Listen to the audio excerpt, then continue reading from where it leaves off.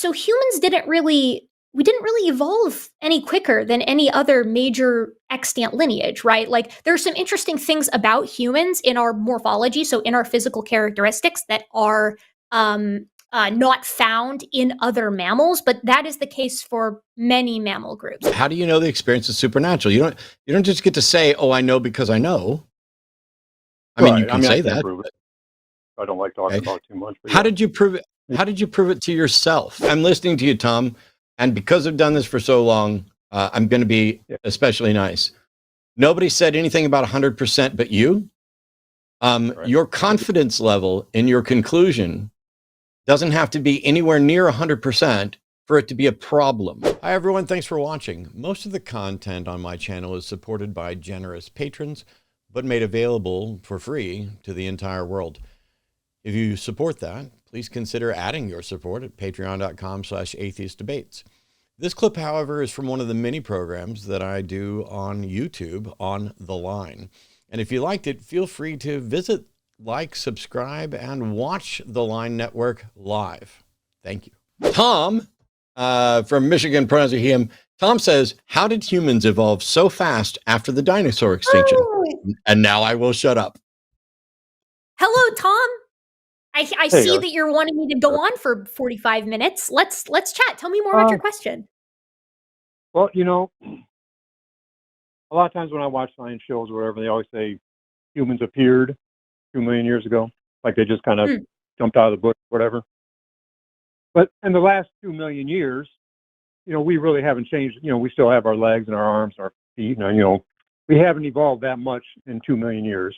Yeah, our facial features might have changed a little bit or whatever. Well, we still have our toes and, you know, all that stuff. So how do we evolve so fast over, let's say, 63 million years, since everything was extinct, you know, when the dinosaurs got extinct pretty much? How do we evolve all that stuff in 63 million years? And in the last 2 million years, we really haven't changed that much at all. So if you do the math, you know, 33 more times, you know, let's say 2 times 33 would be 66 million. So 33 more times of basically nothing equals almost no change. Yeah. So, so there are a couple of things that I sort of want to pick out here. One, humans, in the sense that our genus shows up, so genus Homo shows up, that's not 2 million years ago. That's about 2.8 million years ago in the material that we find at Ledigararu. So, you know, add 800,000 years. In the grand scheme of things, it doesn't really mean anything for your whole question, right? So humans, so humans didn't really evolve any quicker than any other major extant lineage, right? Like there's some interesting things about humans in our morphology, so in our physical characteristics that are not found in other mammals, but that is the case for many mammal groups. Like we can find now I'm like so self-conscious about using the word unique. We can find special characteristics that are morphologically constrained to specific groups, and humans are no exception. But there's nothing about the human lineage that is particularly like fast in its evolution or particularly slow in its evolution. Now, in 65, 66 million years of evolution, we're really talking about the origin of our order, which is primates. So the first primates show up 50 to 60 million years ago. And then we start to see more further specialization as we move forward in time, where we get, okay, you know, after the first primates, now we have the first haplorhine primates, and then we have the first monkeys, and then we have the first old world monkeys, and then the first apes, and then the first hominins, and so on and so forth. And like, I could sit here and tell you when all of that happens and how it compares to the emergence of other major groups. But suffice it to say, humans are not especially quick in our evolution. Right. We could compare ourselves to whales, right? So like we could look at the emergence of cetaceans, the whales and the dolphins over the course of like the early Cenozoic into the Eocene and Oligocene. Now, evolutionarily speaking, that's relatively quickly. And they're not just changing the way they move, they're committing to a completely different substrate. They're going from the land back to the sea. If you want to talk about fast evolutionary change, that's what I would point to, not to humans. Because as far as humans compared to other apes, there is nothing that we have physically that is fundamentally different from what other apes have, right? Like we have all the same bones, we have all the same muscles, we have all the same regions of the brain, we have all the same teeth, we have all the same organs, organ systems, everything. So it's like What we're actually changing are the sizes and shapes of certain things, but nothing fundamentally different is happening over the course of human evolution, physically speaking. Right, but you're saying 3 million because now you're saying 2.9. I said 2. You said 2.8. So Call really, it 3. Sure. okay, we'll call it 3. Okay, right. But if we all came from like single cell, I think evolution says we all came from single cell matter or whatever starting out. Is that pretty much what you say? Sure. Abiogenesis is simple single-celled organisms. Right. So if we haven't really changed in 3 million years and we only had 62 million years to change from a single cell organism to us, how does that equate? Somewhere we've really jumped into the evolutionary so Tom, pool or whatever. we didn't. And really We actually. Okay, so the first single-celled organism that all life can trace its common ancestry back to didn't live 65 million years ago. It lived 4.5, or not 4.5, excuse me, 3.8 to about 4.1 billion years ago. Right? Like a very, very long time ago is the origin of life. Now, the first primates lived 65 million years ago, but it's not going to shock you, I imagine, to hear that you have virtually all of the same bones and muscles and organ systems as the most basic primate. In fact, we share most of our bones and organ systems, etc., and muscles with rats, which is why they're used as a model organism. Now, it's not as similar as it is to other apes, but we're not talking about a whole scale change here. We're not talking about going from land to sea or from sea to land or whatever, right? The change that you're talking about, the relatively little change over the past 3 million years, first of all, the change, over the past 3 million years, the hominins that lived 3 million years ago had a brain case size that was half yours, if not less, right? They had super long arms, curved fingers, right? Enormous teeth, powerful jaws. They walked upright, but they could barely make a tool. I mean, that's the difference between us and hominins 3 million years ago is approximately the same as the difference between a hominin 3 million years ago and an earlier hominin a couple million years prior to that. Right? So, again, evolutionary change is occurring at a relatively steady pace in humans. There's nothing aberrant about humans now compared to humans 3 million years ago as far as the change that has occurred, any more than there is difference between a modern day dog and the canids that lived 3 million years ago, or a modern day snake and the snakes that lived 3 million years ago, right? Pick any of them. The change is going to differ a little bit here and there, but humans are not aberrant in this. Yeah, because a snake's been a snake for what? 5 billion years, hasn't it? Pretty much. 5 million years? Snakes evolved a lot earlier than 5 million years ago. No, billion would it be? A snake has been a snake since it's been around 5 billion years ago. No, the first snakes did not ever emerge 5 billion years ago. Life was not around 5 billion years ago. 3 billion or yeah, I don't know. Exactly. So that's another conversation. As the person who keeps and breeds and raises snakes, let me point out that the snake guy here. Snakes came around somewhere between 145 and 167 million years ago. Okay. Well, what we found probably, I guess. A lot. Sure. Depends on what we found at a certain time. Tom, I could sit here and sort of spit big major morphologic changes for you about human evolution, but I feel like the crux of the issue here is you think that there's something unique going on in human evolution as compared to everything else. There is not, at least insofar as I can tell, right? We experience different pressures, but fundamental differences, the pace and changes that occur in humans are not unique. Right. I don't think they probably are, but you're saying that evolution takes about 66 million years to evolve from almost a single cell organism to what we are now? Is that what your case is? Or no. My case is that evolution can change in its pace depending on the lineage you're looking at, that humans are not unique in the pace that we are on, and that all life can trace a common ancestor to about 3.8 to 4.1 billion with a B years ago, and that all mammals can trace our common ancestor to a critter that lived probably during the Jurassic, and all primates can trace our ancestors back to an animal that lived probably between 50 and 60 million years ago, and we could go down the list if we like. But I think the issue here might come from you might want to flesh out, I think, your sort of basic processes and mechanisms of evolution understanding here in order for us to dig a little bit deeper. Yeah, I'm just trying to put it all together. I believe evolution happened. I'm just not sure Sure. it's exactly because of natural selection. They always say natural selection too. I kind of, Yeah. So but evolution has a couple of and we different. don't really know for sure anyway. So, Yeah, so evolution I has a always couple kind of different mechanisms that are all at play to help change populations over time, right? Natural selection is one of them, mutation is one of them, genetic drift is one of them, gene flow is one of them, and there are subsets of some of these as well. But again, to go back to the cornerstone of your question, humans have changed a lot in some ways in 3 million years, and in other ways we haven't changed very much, right? Like, again, it depends right, on if you talk to a teeth person, they're going to tell you that there are fundamental massive shifts in dentition between 3 million years ago and now. If you talk to a biomechanics person, they're going to tell you that efficiency changes, but fundamentally all the same bones and muscles and organs and stuff like that are all the same between 3 million years ago and now, as is the case for most lineages of animal, as is the case for dogs or for cats or for deer or for turtles or whatever. Like, most lineages are not going to go through extensive amounts of remodeling and change in 3 million years. right, exactly. Like like I said, we kind of like the same thing we were 3 million years ago, pretty much. Have teeth, have arms, have legs. In the So most it's kind basic of hard to body plan imagine. kind of way, yes. After the dinosaurs got extinct or whatever, everybody's pretty much destroyed. And it's kind of hard to imagine the jump from that to that in 65 million years.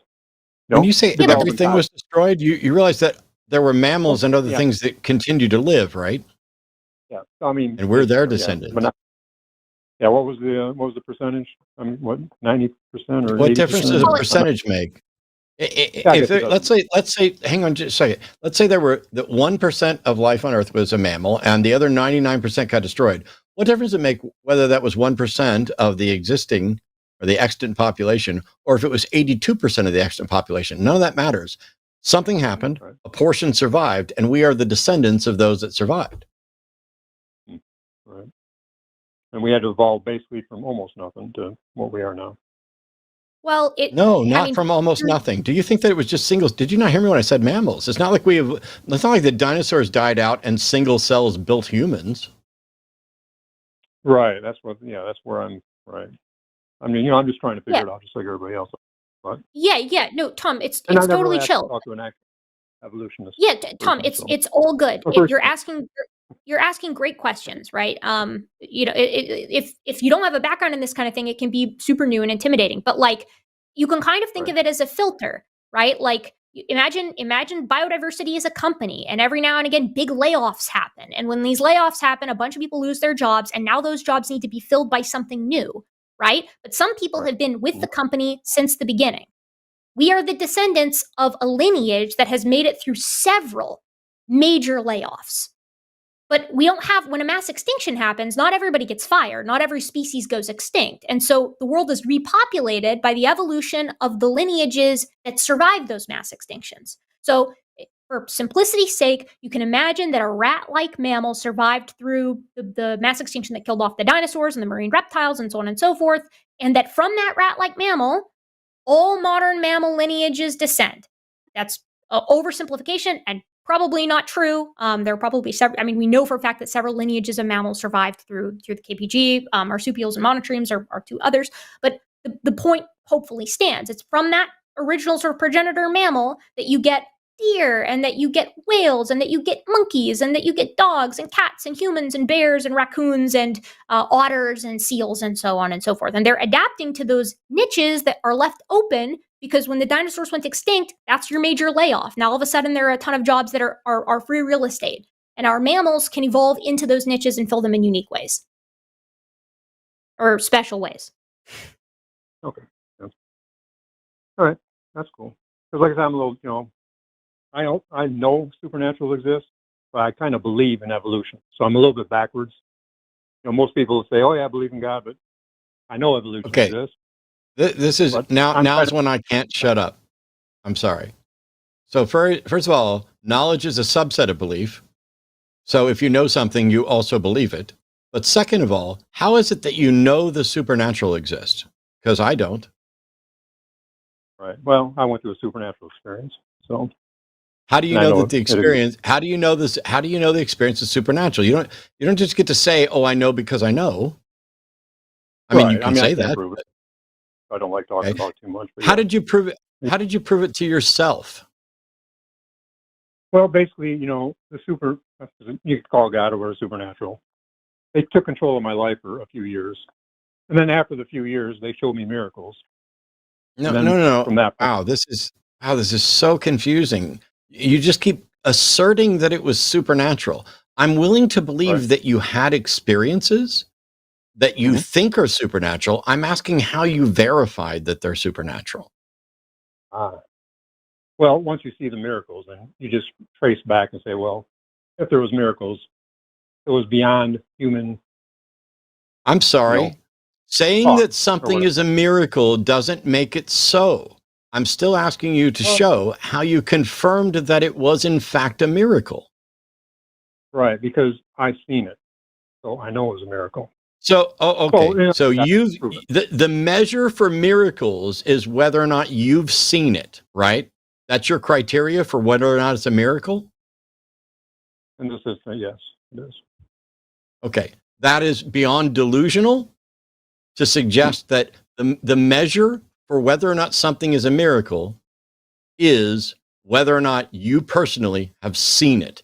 Because you've seen other things that aren't miracles, and Right, you're seeing something and declaring it's a miracle, and you're saying it's a miracle because I've seen it. Do you not see how right. ridiculous that is?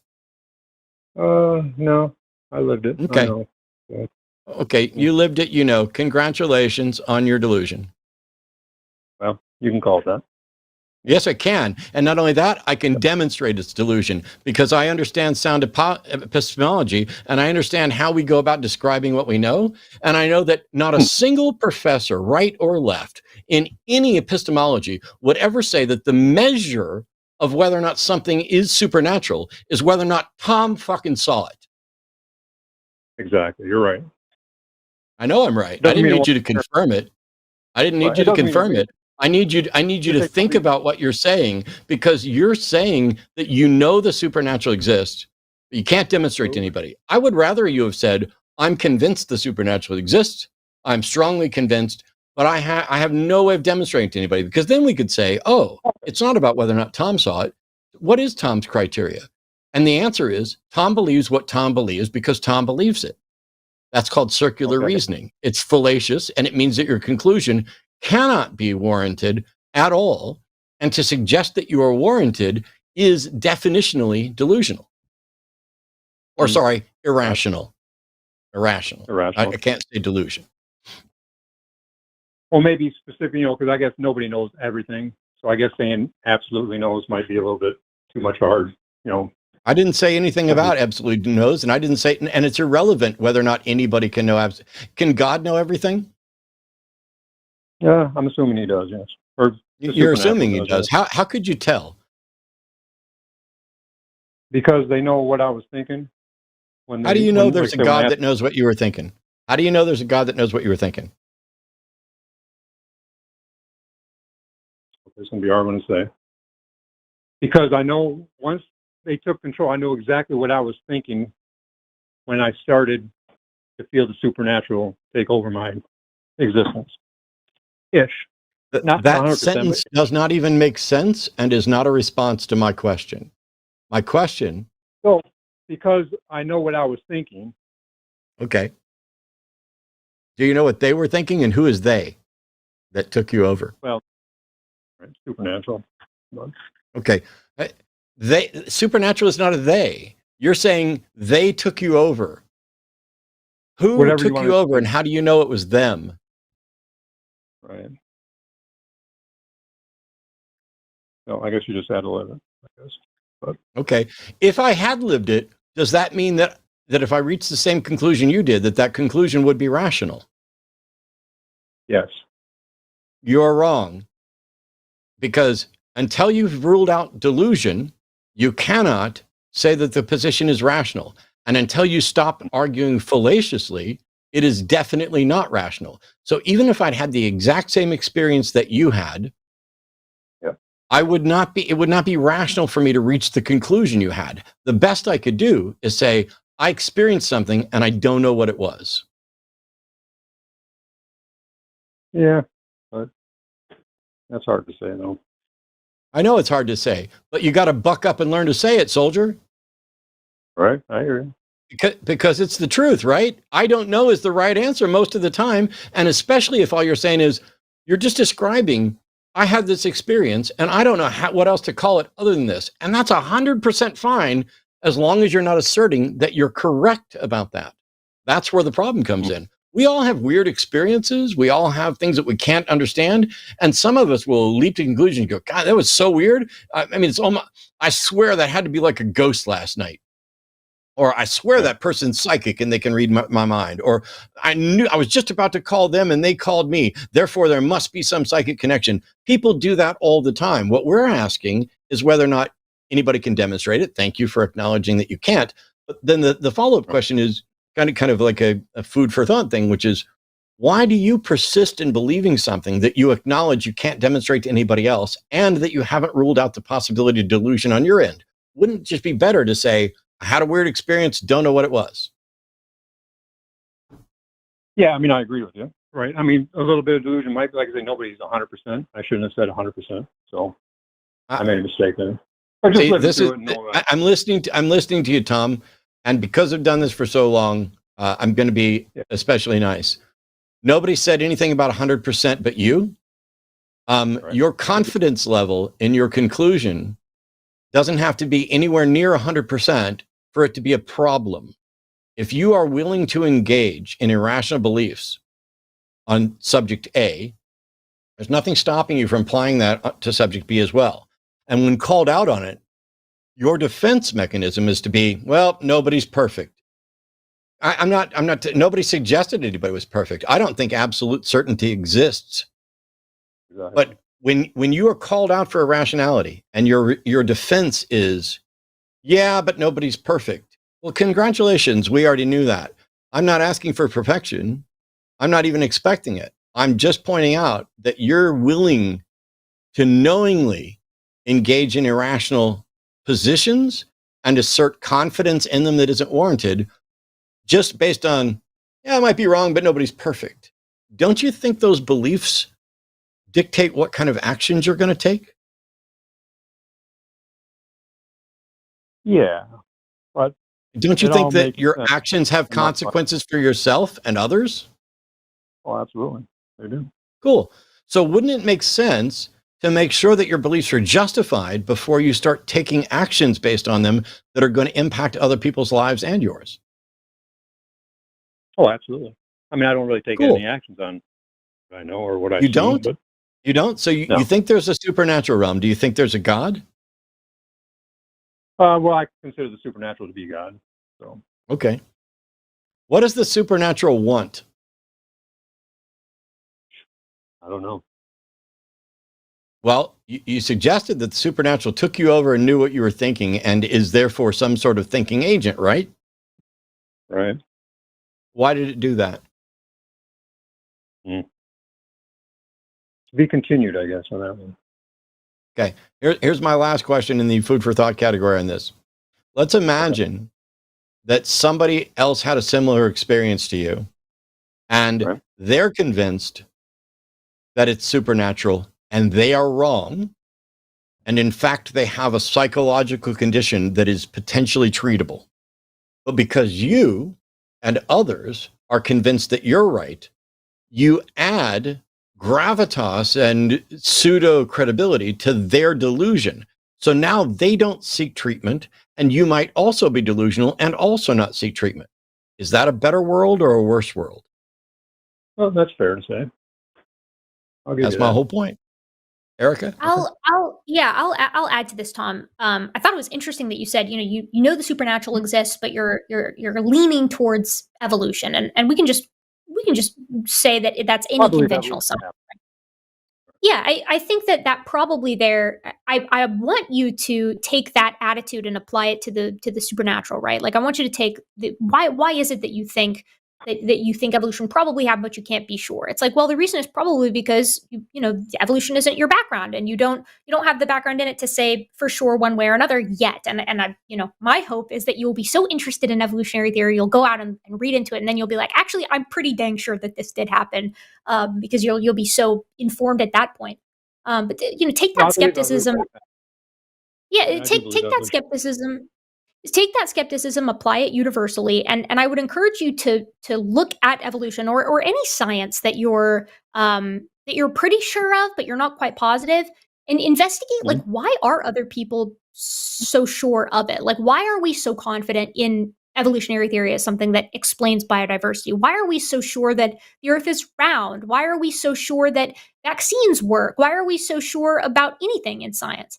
And what you'll find is that the reason we're so sure is because this is an idea that we have, as I said earlier on this show today, thrown everything at the kitchen sink at to try to disprove and have come away empty handed.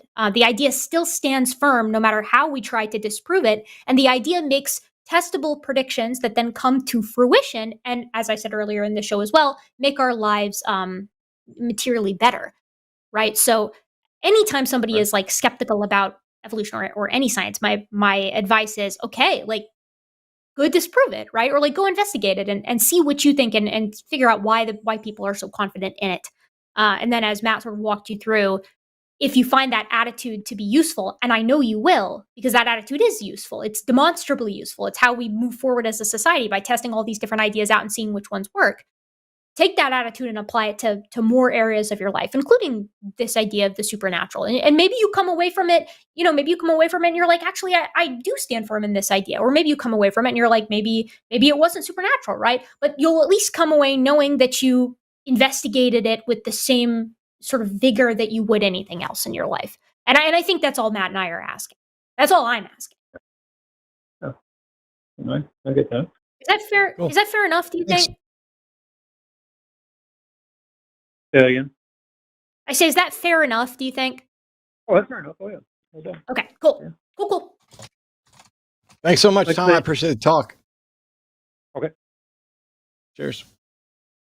By the way, if you appreciated Tom's call, and everything else, you should like and subscribe. Hi, thanks for watching. If you enjoyed that, or if you think you have better arguments for the supernatural or God, the Sunday show is live at 2 p.m. and 7 p.m. every Sunday on The Line. Links below.